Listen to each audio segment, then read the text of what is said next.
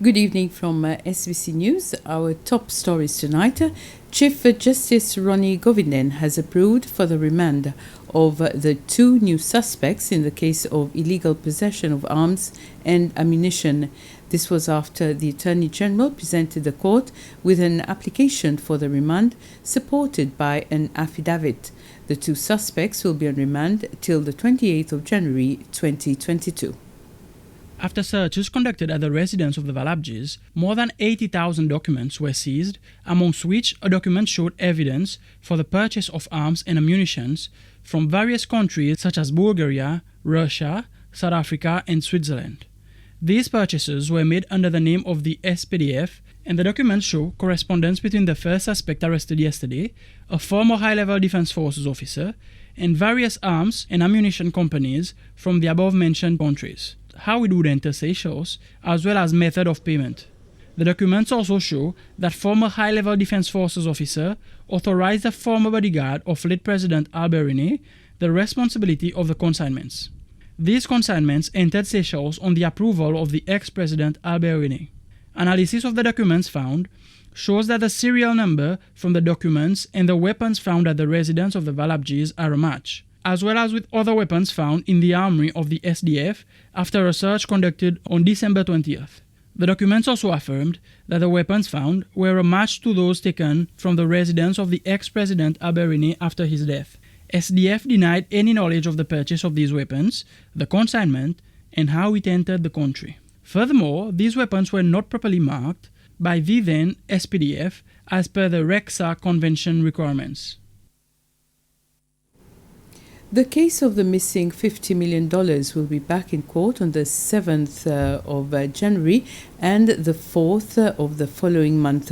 The four accused, who are still in detention, Mukesh and Laura Valabji, Leslie Benoiton and Sarah René, will appear on the 7th, and Maurice Lustolalan and Leka Nair, who are out on bail, will be back in court on the 4th of February 2022. And in court today, Chief Justice Ronnie Govinden rejected a request to reduce the monetary bail conditions imposed on Mrs. René, $2 million plus two sureties of $1 million each. He maintained that the circumstances used to impose such conditions are still the same. The Public Health Authority has reported a surge in the number of COVID-19 cases in the country, and it suspects that this is being caused by the presence of the highly infectious Omicron variant. It was during an urgent press conference this afternoon that the Public Health Commissioner, Dr. Jude Gedeon, informed that 161 new cases of COVID-19 have been recorded only yesterday, and that the 7-day rolling average has more than doubled. And we have related that directly to the pre-Christmas gatherings that people were having, and it's an unfortunate time that when there is the Omicron variant that appears to be circulating, because we have received certain panel kit that allows us to test for Omicron screen. It's a screening test.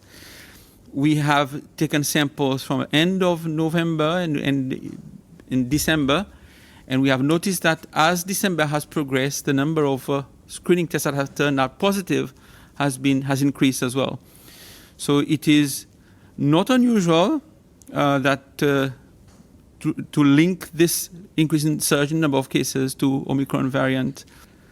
We anticipate that with the current trend, the number of daily cases will go up in the coming few days.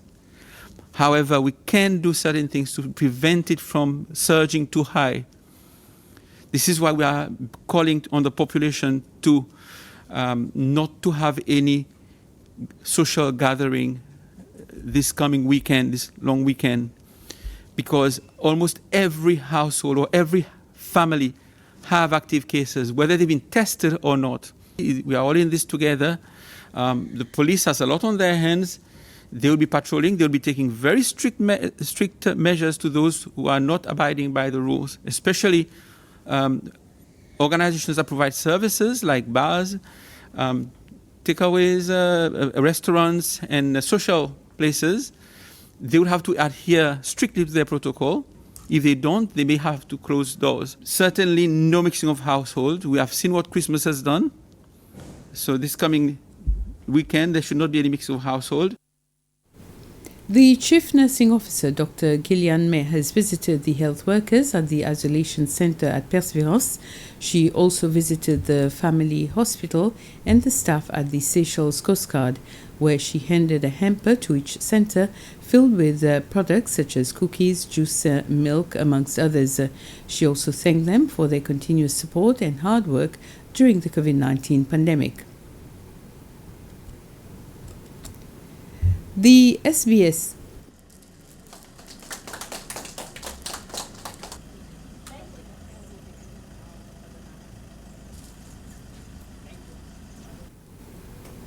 I apologize for this. The SBS sets a limit of 250 million for government advances in 2022. The board of the Central Bank of Seychelles, CBS, has set the limit on short-term advances that the institution can provide to the government during next year. In a press communiqué, CBS says whilst it acknowledges the uncertainties associated with the emergence of new COVID-19 variants, the stronger economic recovery being forecasted in 2022 is expected to positively impact government revenue. Based on this outlook, the new limit for government advances in 2022 represents half of the amount that was set for the past 2 years. The exercise, which makes provision for the terms of advances that CBS extends to the government in Seychelles rupees in the event of a temporary shortfall in revenue, is done annually and published in the official gazette as per Section 42 of the CBS Act.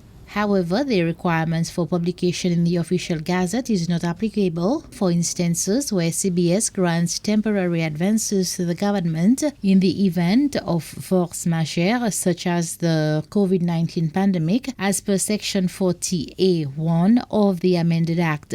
CBS' decision to publicize the limit is in line with its commitment to transparency. The Seychelles Bureau of Standards is now better equipped to test percentage of alcohol in local beverages.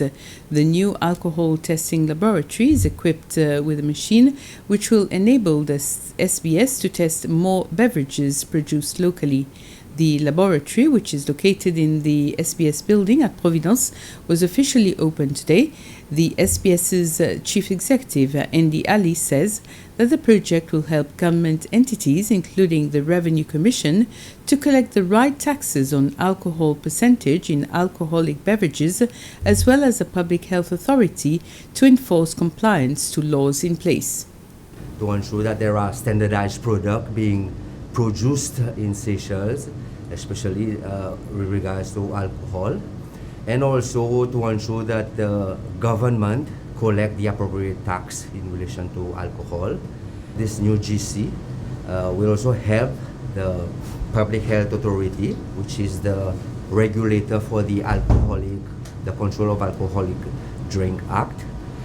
So we SBS as the main national quality infrastructure service provider, we are here to help regulators, manufacturers, and the public in general in regards to testing of alcohol. So this equipment will help to determine not just the level of ethanol or percentage of ethanol in alcohol, but also other parameters in an alcoholic beverage as specified by Seychelles standards. The alcohol that we'll be testing is both local manufactured alcohol as well as imported alcoholic beverage. A senior police officer has been suspended today following reports that he misbehaved towards the female officers under his supervision. The police said in a press release that they are currently investigating the case. They say that it was sad and disappointing to receive such a report against the officer. According to the press release, appropriate action will be taken based on the results of the investigation. And President Wavell Ramkalawan will deliver his New Year message tomorrow evening at 8 p.m.